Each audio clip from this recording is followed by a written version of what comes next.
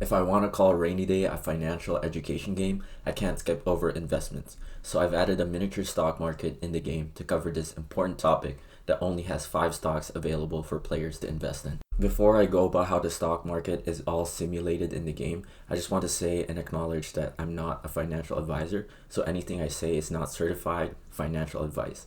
I understand, however, that whatever I'm about to say may influence people, but this is just my opinion and it's best for everyone to always do their own research. With that said, the game temporarily locks players from accessing the stock market feature until they have maxed out their emergency funds upgrade.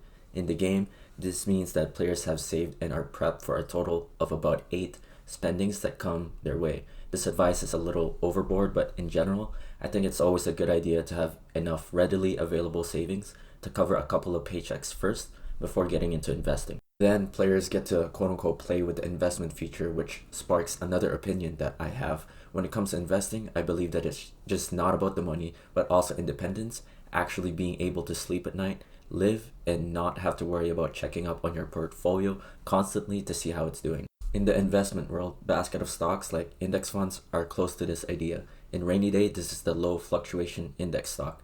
I've programmed the whole simulation to be biased in favor of it. It's true to the quote unquote basket of stocks nature because it's basically the sum of the blue chip and the green chip stocks. When the blue chip is down, the green chip may be up to balance it all out, but I've skewed the numbers a bit so that when they're both down, the index won't be as much. Here comes another opinion. I believe cryptocurrencies are only to be considered when extra funds are available and are to be kept just at 5% of a portfolio, maybe 10% max. They just move around too much at the moment to feel a real stability for the money invested in them. So the same goes for how the 2 altcoin stocks in the game perform as well.